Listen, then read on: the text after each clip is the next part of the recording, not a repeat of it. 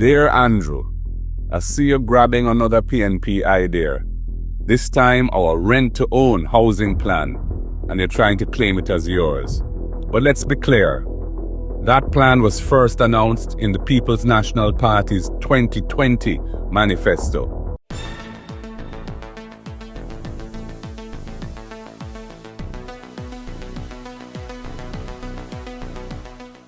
Bless up ABR family and viewers, welcome back to the channel. It's your girl and Isabel Rose, and in this one, Mark Golding, opposition leader, has had enough with Anju stealing the People's National Party ideas, and he sent a direct message clearing the air and getting the facts out there as it pertains to the People's National Party policy from their manifesto, the rent to own, that Anju is taking over and making it seem as if it's his own. I would love for you to listen to this excerpt from Mark Golding, as well as we're going to backtrack a little bit on the 100 days promises made by Anju and him being in office for over 2,000 days and still have not fulfilled those promises. Stay tuned for the details at hand. Don't forget to like, share and subscribe to the channel. Dear Anju, I see you grabbing another PNP idea. This time our rent-to-own housing plan, and you're trying to claim it as yours. But let's be clear. That plan was first announced in the People's National Party's 2020 manifesto. And just like so many of our ideas, you dismissed them then, but now you're trying to rebrand and claim them. You've been in office for 10 years, and in that time, the NHT under your government has built less than 15,000 homes. You had promised 70,000, and you said you were going to eradicate squatting and build 1,000 houses per year for the most vulnerable. And we've barely seen 300 houses built in a decade. In your 2021 budget speech, you even promised $8 million homes for low-income Jamaicans. But you turned around and built NHT units costing up to $38 million. So who exactly are you building for? And let's not forget the facts around Clifton, where you sent in bulldozers to demolish poor people's homes. And now you're posting pictures after building back one house.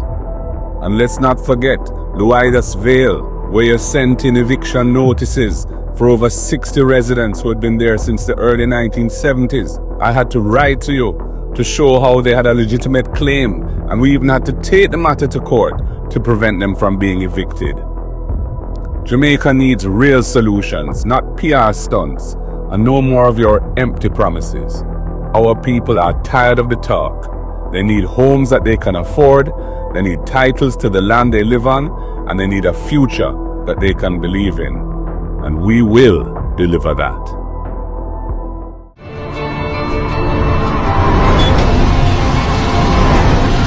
Within our first 100 days of government, we will start the legislative process to fix the date for general elections in Jamaica.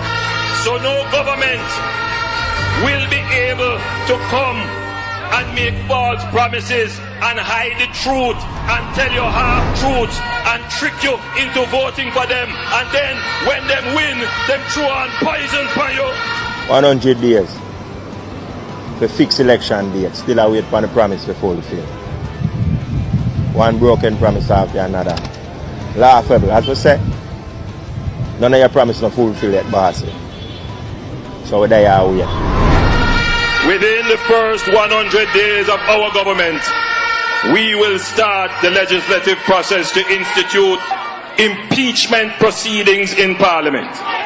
This will add another layer of protection of the Parliament to ensure that only members of unquestioned integrity sit in the Parliament. All ministers under the new Jamaica Labour Party government will be given a job letter.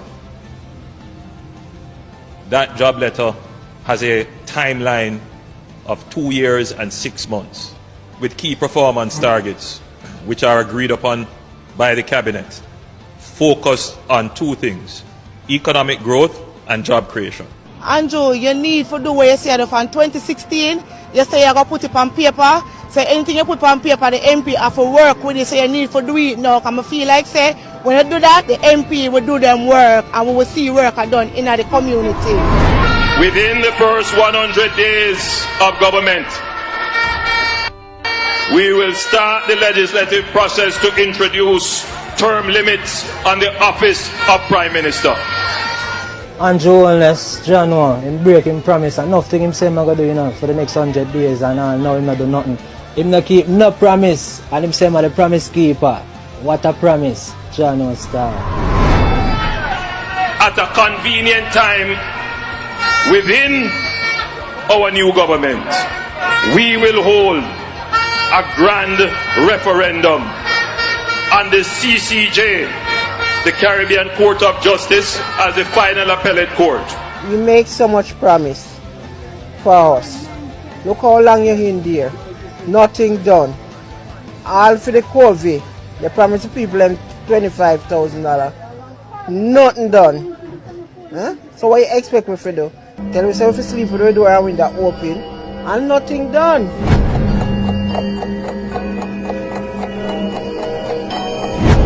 After 2 terms in office, the incumbent party cannot be running an election off of promises. And who out of bush, like the PNP were out of bush, you know, and I try to get it, and them have to make the promises. A man were in an office for 9 years, a fair run upon him achievements, you know, and him accomplishments, you know, and what him do already, you know. So this is what we are doing, we are doing some more and we do already. So give me 4 more or 5 more years, and we continue to do what we are doing. But when you come after 9 years and I promise the people some basic fundamentals, you know, some things where they put you there to do from the first term, you know, they give you a bonus term on it. And you come after the end of the bonus term and I promise the things that you should do from day one. We don't think a smart politicking that. And at one point he came back out and says that he doesn't make promises, he makes commitments.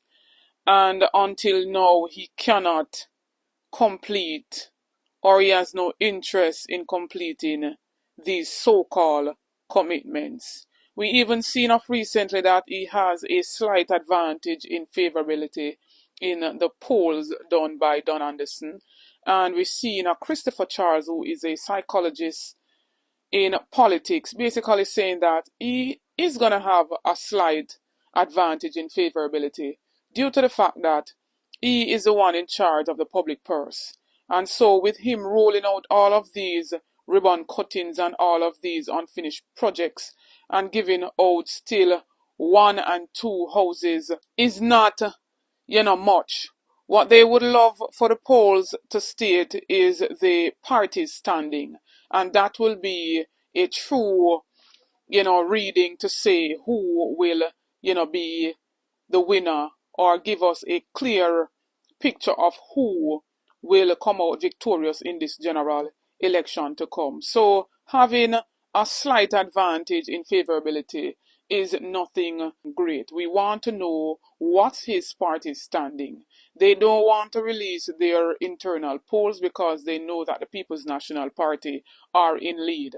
And if it is so that they want to tweak the numbers and come out with this green dot poll and saying that they're in the lead, why not call the general election? Call the election, let the people go to the polls. The people are ready. The people are waiting for the date to go out and exercise their constitutional right.